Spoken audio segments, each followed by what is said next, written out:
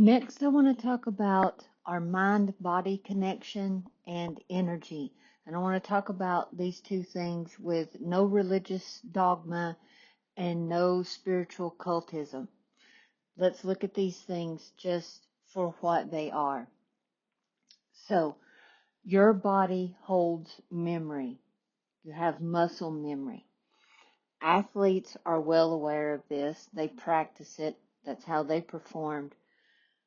Trauma survivors are well aware of this. They know what parts of their bodies the trauma got stuck in. They actually experience this, and hopefully all of them have found ways to release those things, those negative energies, those imprints. So let's talk about imprints and how energy gets imprinted onto us. I'm not talking about genetics. I'm talking about the individual organism, which is the human that is you, and the environmental imprint you received as a child as you were growing up. These masculine and feminine imprints, some were toxic, some were healthy. Some people received toxic feminine energy from a male caregiver. These things can be rearranged and replaced in all ways. Everyone's imprint, everyone's environment, and everyone's experience is individual to them. So individuals can look at the imprints that they received as a child. And as a child, another imprint was put onto you. It was your belief imprint. Whatever religion you were taught by the people around you, or whatever examples you were shown by the people around you, that shaped your beliefs, not just your religion, but the examples that you were shown. You were given good examples and bad examples as a child. Good from bad was dictated by your environment and the people around you. This is another thing that objective self-awareness helps with. You can see your past. You can see your imprints. You can see how you got them objectively. You can look at your childhood. You can look at how these imprints were established, and you can decide if you want to keep them or change them. That is the beauty of being an adult. And it's also the great thing about impermanence. Thanks to impermanence, nothing stays the same. You can change yourself at any time. So the self-imprint, that's you. That's how you see yourself. That's very important. And you should never lose sight of how you see yourself. So when we talk about a mind-body connection, so the body feels the trigger. When you are emotionally triggered, your body feels it. Your body feels nervous in unfamiliar places. If going into unfamiliar places has caused you harm in the past, your body will automatically get nervous in unfamiliar situations. So, and your body will eventually have the trigger, that emotional trigger. That emotional trigger is anxiety buildup. Think about it this way. When there is a point in a conversation where you see the backhanded compliment, the passive aggressiveness, or the genuine compliment that did not get delivered with a genuine tone. You see these things and they start to build up. You have disconnected, let's call it, with your body to where anxiety feels normal to the body. The body thinks something is wrong if it is not anxious about something. We can go back to what we talked about just a few minutes ago about addiction. You may be addicted to being anxious. You may not feel like you're part of what's going on unless you have some sort of anxiety going on. Everybody is different, and it can show up in different ways, but at its core, it is a nervous system response. A trigger is a nervous system response. It is an anxiety response. So how do you cultivate this mind-body connection if your body is reacting? It's in a constant state of reacting from all this buildup. So let's go back to energy. Let's talk about releasing the negative energy in the body, letting go, surrendering. Let's call it surrendering, not to a higher power, but just releasing this negative energy and clearing this energy. Now, how does an average individual go about releasing this negative energy? Well, all is mind and mind is body. When you start to be at home in your body, you really start to practice the self-care and the wellness that you need individually. It's not out there. You're not going outside of yourself to find it. When you start doing that internally, you do the inner work, you are working on your inner peace. You cannot clearly have inner peace with all of the negative energy. Now, what keeps negative energy trapped in the body? Your brain does. It's your emotions. It's how you talk to yourself. It's how you feel about yourself. It's how you view the outside world. It's how you view the behavior of others. You see a division. You are projecting your ego out onto the world. If there is anxiety within you, you see it outside. If you are afraid, you assume other people are afraid.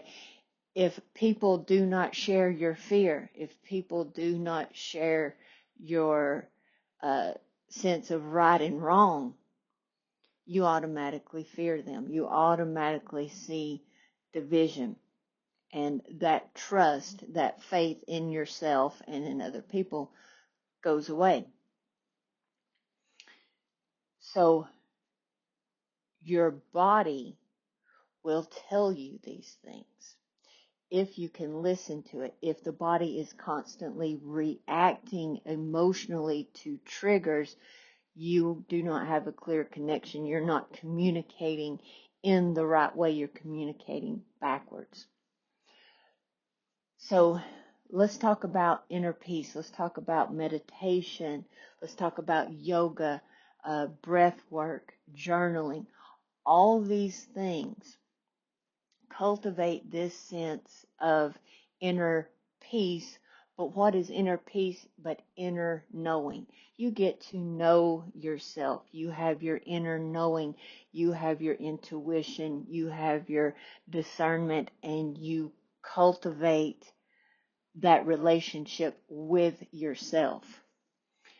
So what you will start to see is this clearing of energy is really just a clearing of your mind.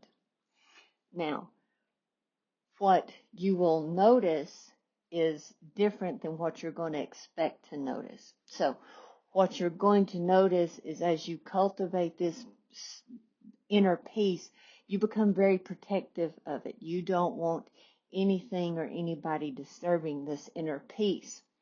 You will consciously do this with the people around you and the relationships.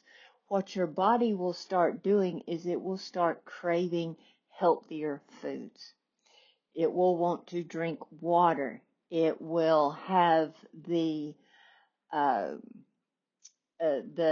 anxiety, the chatter, the endless chatter, the narration, and the everything going on in your head. You won't be pre-thinking your conversations. You will be present. You will just have them.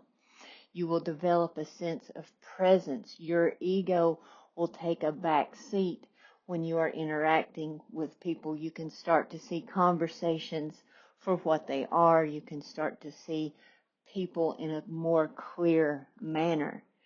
This in itself gets the body back online. You start to crave healthier things. You start to desire to be outside, to get fresh air, to take walks. Yet actually your body coming back online and this connection coming back together. I don't think people pay enough attention to that. They don't give themselves enough credit and give their own bodies enough credit for what they're actually doing for themselves. And it's being done internally and on a personal level. It doesn't have to be announced. It does not need validation. It just happens within. So let's talk about energy and balancing energy. So we all have masculine and feminine energies within us. We all have them. We all were imprinted with some sort of masculine and feminine imprints as we've gone through life. We've identified with some, we've rejected some. So within yourself, there is a balance of masculine and feminine energy, and it does not matter your gender. You have masculine traits and you have feminine traits, and they are your individual traits. There is no right or wrong balance. There is no right or wrong way for a woman to act or a man to act. There is only balance. And once you find that balance, when you balance your own energy and you become comfortable in whatever energy you exude, if it's more masculine, if it's more feminine, if your ego has you stuck in a role that doesn't line with your true energy, you're going to start to feel that. You will start having a problem with your ego. You will start having a little bit of an identity crisis. And when I say little bit, I really do mean little bit. You will see these things, you will notice these things and make adjustments because you're learning how to balance your own energy, and you have to balance that internally so that your outward reality will also be balanced. If you can't be balanced within, you can't see the imbalance outside of you. Is the point I'm trying to make. So when you start seeing the imbalance outside of you, it is not your job to balance it. It's not your job to psychoanalyze anyone, but what you can do is bring awareness to it. You can share your awareness of yourself.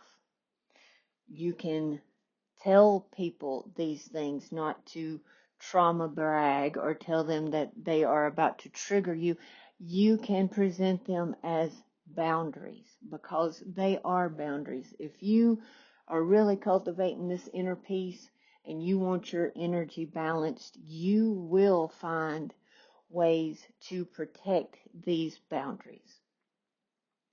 And you will find ways to do it that is not harmful, is not hurtful. You don't have to hurt another person to hold your boundary. That's not how boundaries work. Boundaries are based off of respect. When you identify a boundary and you let a boundary be known to another person, and then they intentionally try to cross it, that shows you their true behavior. And you realize that is a behavior that impedes on your peace. That behavior takes away your peace. That behavior impacts your energy. It drains your energy. It takes your energy. Your energy becomes very precious. So boundaries actually become easier to vocalize and enforce. You cannot get angry with someone who oversteps a boundary that they did not know was there. Just because you told them something about yourself, they cannot read your mind. You cannot read theirs. You don't make assumptions about other people, and then you can't get angry when they don't make an assumption you wanted them to make. So you protect your energy.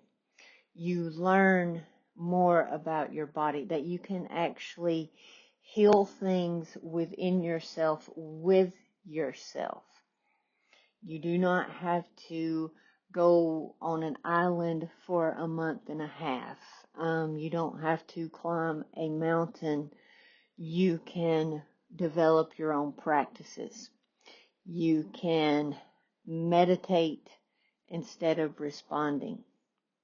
You can make it normal to tell someone, I'm not sure what you meant by that comment, but I'm not liking how it made me feel. Just simple things that other people who should be respecting themselves and others to the point where you can be heard. It can be said and it can be spoken. If you are in an environment where you do not feel like you can speak that way, that is when your behavior will change. You will change the behavior for work. You will change it for certain family members. And when you do that, you are putting yourself into their image. You're putting yourself into their mold. Depending on the situation, that mold can be completely comfortable. This is about individual connection, individuals' inner peace. We're leaving religion and spirituality out of this. This is different for everyone, and they can all start where they are, use what they have, and cultivate this into something that a therapist or a psychiatrist could get you there with plenty of money, but with a healthy attitude and a positive perspective, you can actually do a lot of this on your own.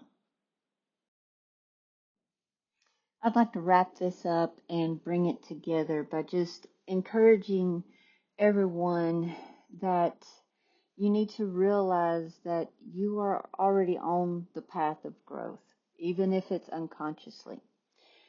And to look back on your journey and see the highlights of where you've come so far, because it's about elevating consciousness and connecting with others in a meaningful way. This is the goal here. And there's positive steps that you're probably already taking, and you're already practicing self-compassion and discernment. And this is a chance to really congratulate yourself on that and maybe cultivate it a little more. And we can really look at inner peace, ego integration, mind-body connection from not a purely intellectual perspective, but we can remove or disconnect the religious and spirituality aspect of it. Not that it needs to go away and that it is not important, but to just remember that your mind, your spirit, your body is really all you need. It's gotten you so far on your journey, and you can continue with this open heart and mind. And you can practice your discernment, and you will find things that you find joy in. You will start to enjoy the little things. You'll start to cultivate an atmosphere around you of that, and you will see your health improve. You will see your relationships improve. And it's all just doing a little exploration of human behavior, your own human behavior, and exploring some self-awareness and practicing some objective self-awareness.